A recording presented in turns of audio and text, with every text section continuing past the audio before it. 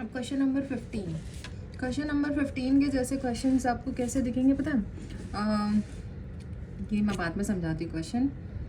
जैसे पानी कहीं से फ्लो रहा है, सपोज यहीं से समझ लो। यहाँ पर कंपैरिजन होगा।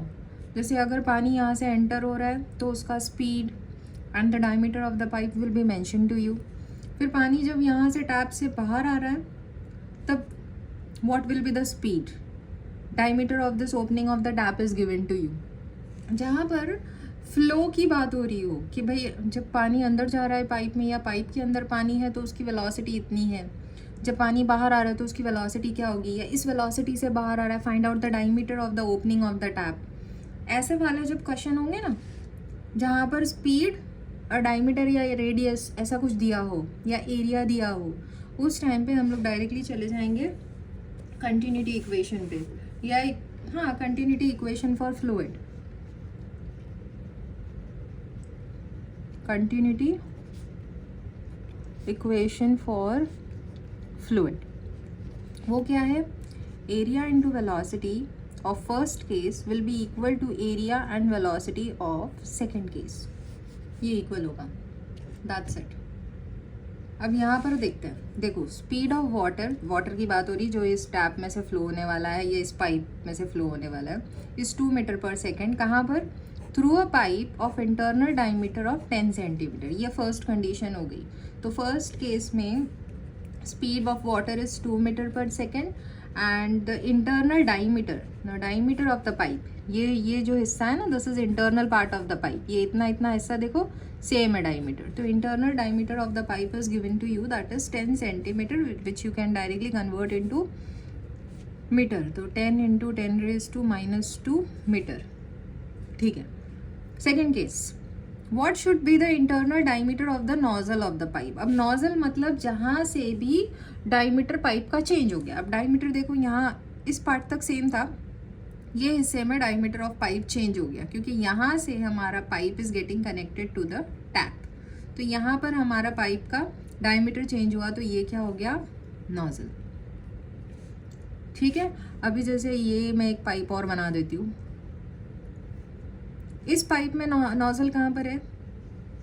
ये वाला हिस्सा इस पाइप में नोजल हो गया जो ये 2 पार्ट को ज्वाइन कर रहा है। यहाँ पर डायमीटर चेंज हो गया ना, यहाँ पर डायमीटर देखो और यहाँ पर डायमीटर देखो, ये दोनों जगह डायमीटर सेम है पर यहाँ पर डायमीटर चेंज है, तो ये हो गया नोजल। समझा व्हाट इज नोजल? इसलिए ज़्यादा डिटेल में जाने की जरूरत नहीं है। हमारे फिजिक्स में नोजल मतलब जहाँ पर डायमीटर चेंज हो जाए।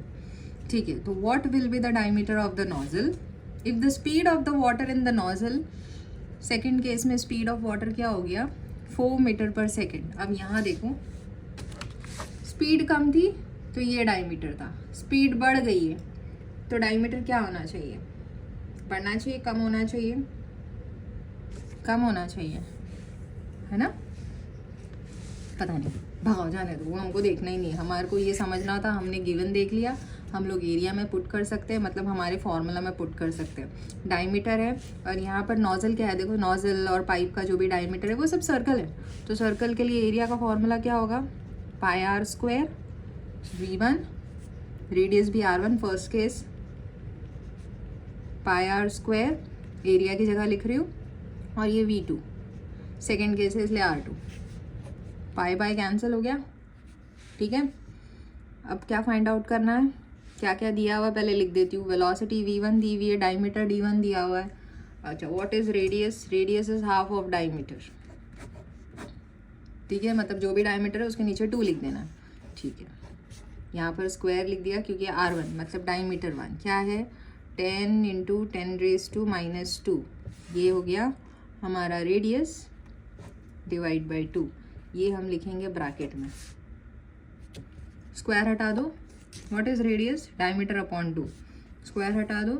ये था डायमीटर 10 इंटू 10⁻² अपॉन 2 और ये लगा दिया square. What is velocity? Velocity is 2। Second case में तो हमको फाइंड आउट करना है डायमीटर, तो रेडियस भी नहीं है। v2 हमारे पास है, v2 कितना है? 4। Is it clear? Now just 10 का स्क्वायर क्या होगा? रहने दो ऐसी। चलो तो यहाँ कट कर सकते हैं, 2 1 ज़ा 2 5 तो आ गया 5 इंटू 10⁻⁻² द होल स्क्वायर, ये 2 बाहर है, ये 4 नीचे भेज देते हैं, तो आ गया यहाँ पर R2 का स्क्वायर, 2 1 2 2 तो मेरे पास क्या बचा 5 इंटू 10⁻² का square upon 2 which is my R2 का स्क्वायर। सेकेंड में R2 तो स्क्वायर यहाँ भेजेंगे तो क्या आ जाएगा square root of 5 into 10⁻² the whole square upon 2। ये स्क्वायर और स्क्वायर रूट कैंसिल, तो न्यूमरेटर का 5 इंटू 10⁻² स्क्वायर रूट के बाहर, but 2 will be still under square root. Sorry नहीं दिख रहा था ना, ओके ये स्क्वायर और स्क्वायर रूट कैंसिल हो जाएगा न्यूमरेटर में, 2 will be still under square root. यह आ गया तुम्हारा R2। What is square root of 2? हमारे पास हमारा हथियार, हमारा लॉगबुक, स्क्वायर रूट पे जाएंगे, 2 का स्क्वायर रूट देखेंगे,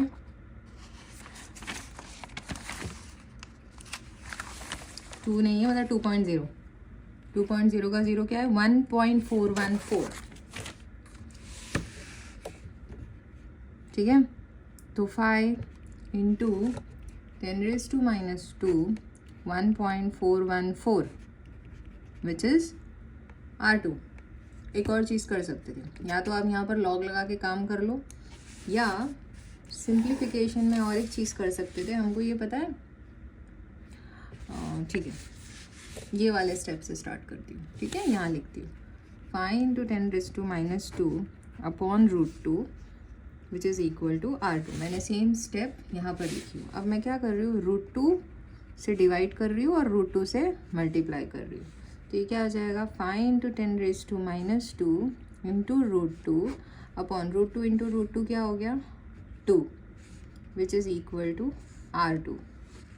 2 1 और यहाँ पर 2 2 4, एक बचा, पॉइंट लगा दिया, 2 5 10, तो ये हो गया 2.5 इंटू 10⁻² इंटू √2 क्या था 1.414 विच इज़ इक्वल टू R2।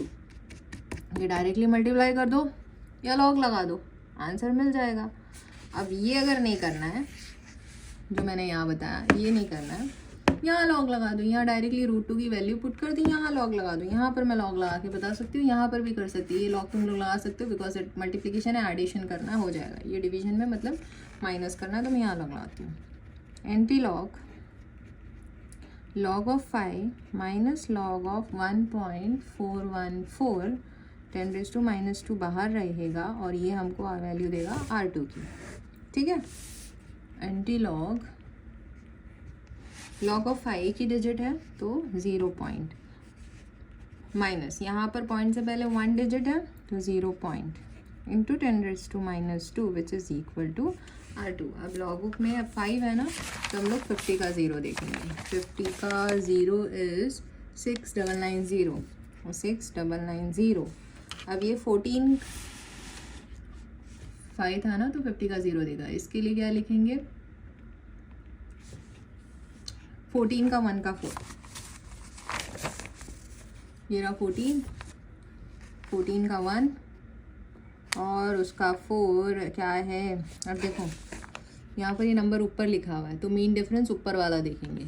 14 का 1 क्या है 1492 और 4 है 12, 1492 और यहाँ पर मीन डिफरेंस में 4 मुझे दिख रहा है 12, तो ये 1492 प्लस 12 करेंगे, 1492 प्लस 12 4 10 1504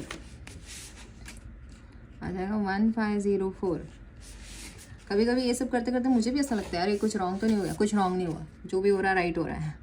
0.6990 माइनस 0.1504 माइनस करो, 9 को बना दो 8, तो ये हो गया 10, 10 में से 4 निकाला बचा 6, 8 में से 0 निकाला बचा 8, 9 में से 5 निकाला 4, 6 में से 1 निकाला 5 और ये 0।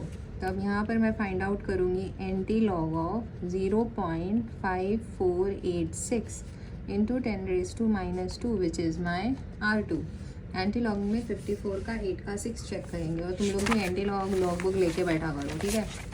54 का 8 का 6, जब मैं ऐसे बोल रही होती जब फटाफट तुम लोग भी ओपन करके देख लिया करो। 54 का 8 का 6, अब यहाँ पर 35 32 है और यहाँ 5 मिला मीन डिफरेंस में, तो 32 में 5 अगर ऐड किया तो 37